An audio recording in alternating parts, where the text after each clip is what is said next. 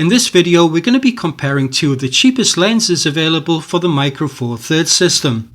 The Panasonic Lumix 14-42mm f3.5 to 5.6 and the earlier 14-45mm. Both of these lenses are commonly available on the used market for around $100 or €100.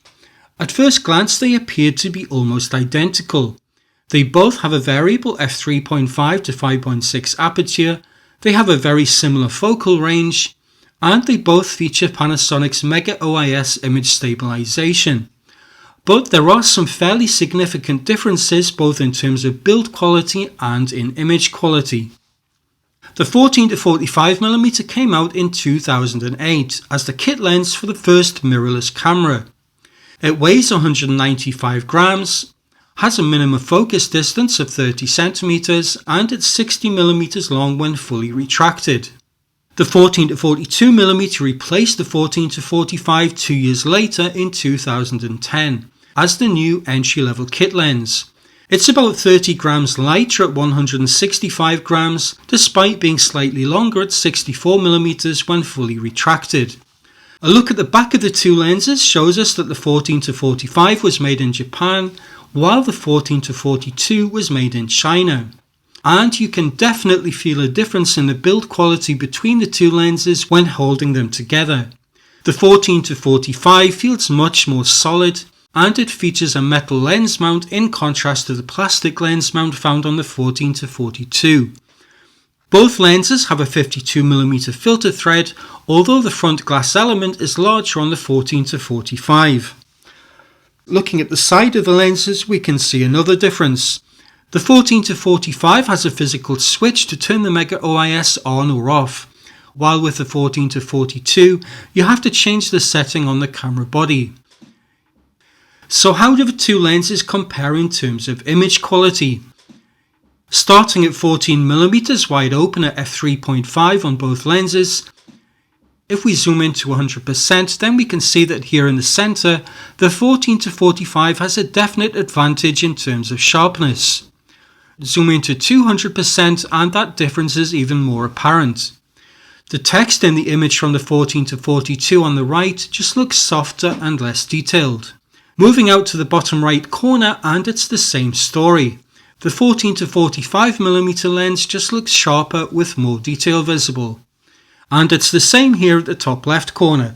The text and printing on the box is sharper and more distinct on the 14-45mm when compared to the 14-42. Stopping down now to f5.6 and there's a slight sharpness improvement to the 14-42, but the 14-45 still has a clear advantage. At 200% we can see that the 14-45 is sharper here in the center. The text is crisper with more contrast when compared to the 14-42. Here in the corner the difference is smaller, but I'd still say that the 14-45 has the advantage. Stopping down again to f8 now, here in the center the difference is narrower, but the 14-45 is still sharper. Meanwhile, here in the corner, I'd say that both lenses are now more or less the same.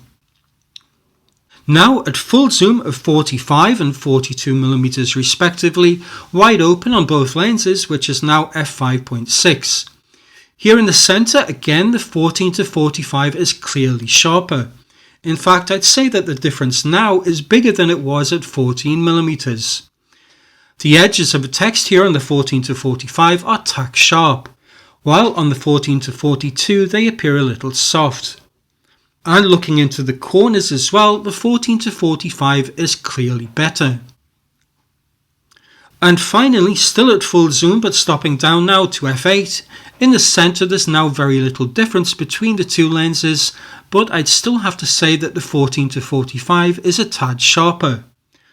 Zooming in to 200%, I'd say that the edges on the print are just a little softer on the 14-42. And here in the corners at f8, I think that both lenses are now basically identical. There's very little to choose between the two. So overall then, if you're looking for a low cost standard zoom lens for Micro Four Thirds and you have the choice between these two kit lenses, then the 14-45 is definitely worth picking up over the 14-42. despite being 2 years older.